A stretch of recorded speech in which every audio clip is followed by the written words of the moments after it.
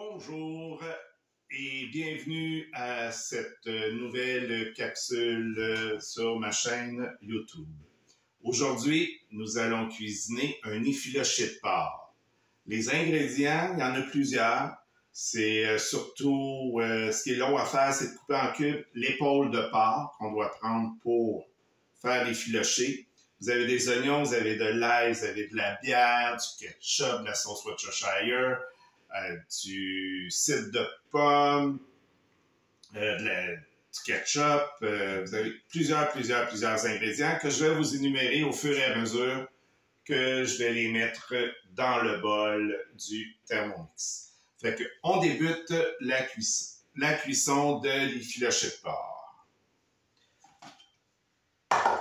Ce qu'il nous demande dans la recette au début, c'est justement de couper l'épaule de porc en cubes de 2 cm par 2 cm et de le réserver. On va passer tout de suite à l'étape suivante, où ce qu'on nous demande de mettre un oignon dans le bol et 2 gousses d'ail.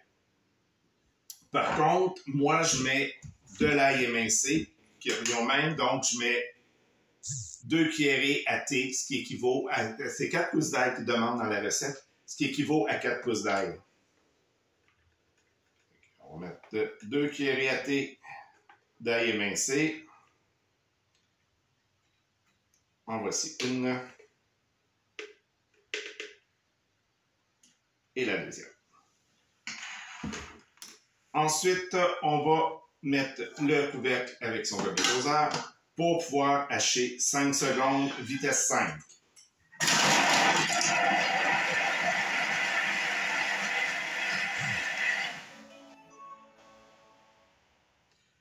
Ensuite, on va rabattre au fond les oignons et l'ail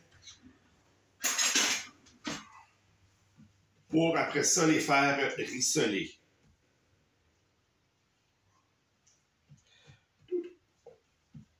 Voilà. Les faire rissoler avec 20 g d'huile neutre style canola qu'on met dans le bol. On remet le couvercle et sans le gobelet doseur. Et ça va rissoler pendant 4 minutes à 120 degrés à la vitesse 1.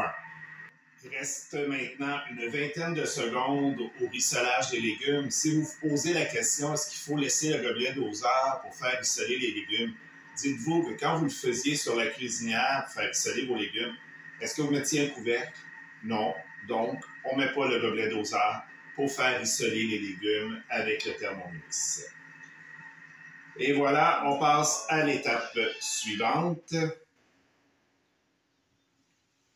qui est maintenant de mettre toutes les épices dans le bol.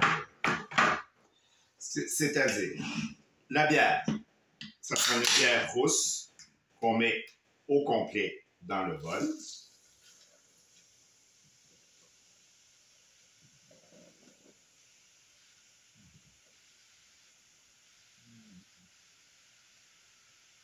Ensuite,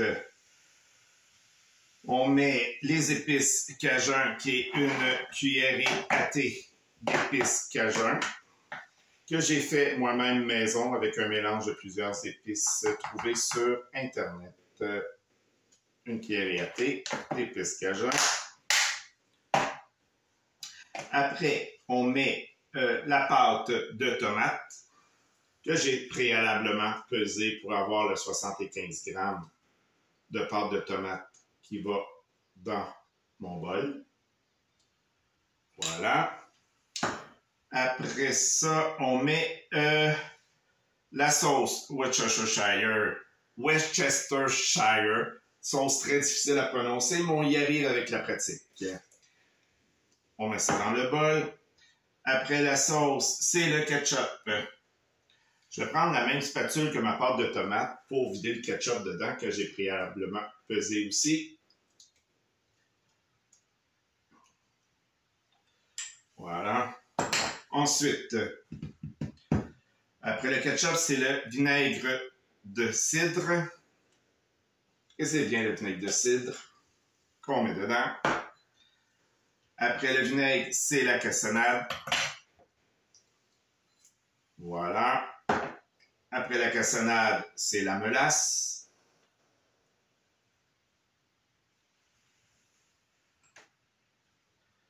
Vu que ça va tout dans le même chaudron, on peut reprendre tout le temps la même spatule pour gratter les contenants.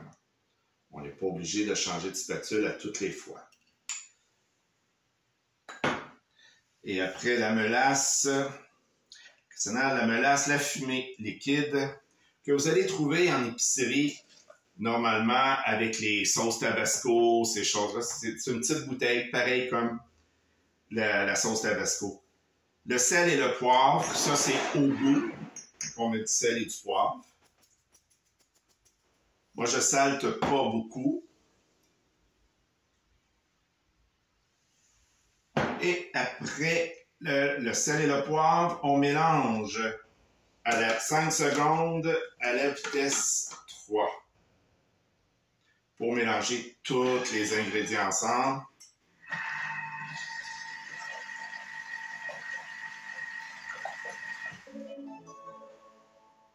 Voilà.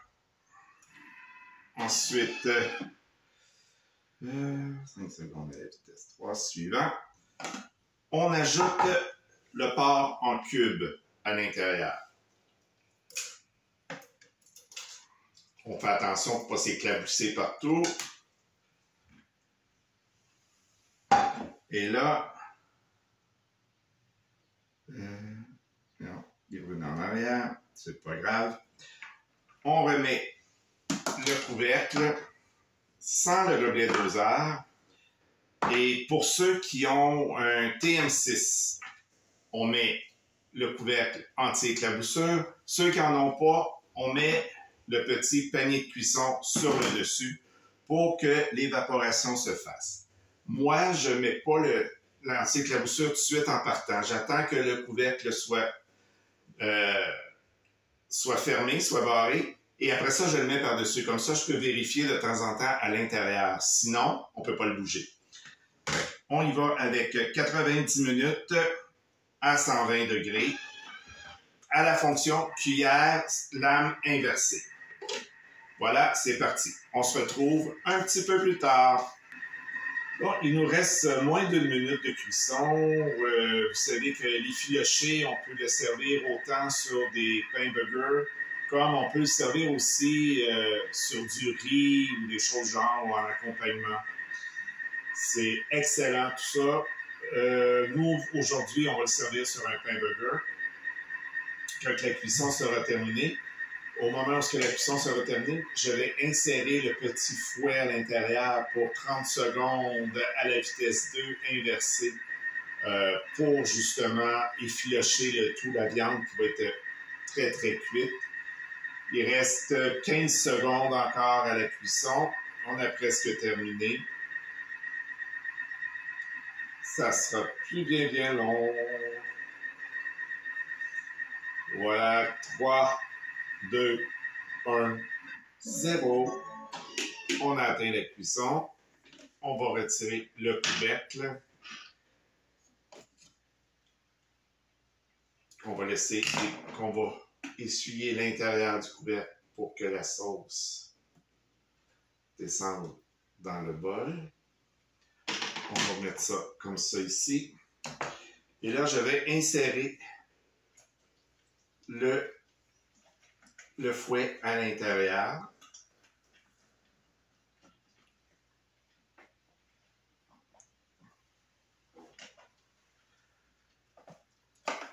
Mon piton, il est là. On insère le fouet à l'intérieur. On remet le couvercle. Et petit truc, quand vous utilisez le fouet, vous mettez votre doigt sur la petite boule pour que quand le fouet va partir, comme là il part, voilà, on a presque terminé l'effilochage avec le fouet qui était de 30 secondes. Et c'est terminé. Maintenant, on enlève le fouet.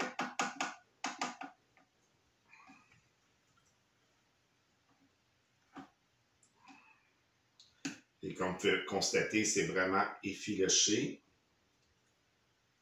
Voilà. Je vais mettre le fouet au lavabo. Et je vais verser mon effiloché de porc dans ce bol, qui est un thermoserveur de Thermomix, qui garde au chaud ou au froid. Voilà. On a presque terminé.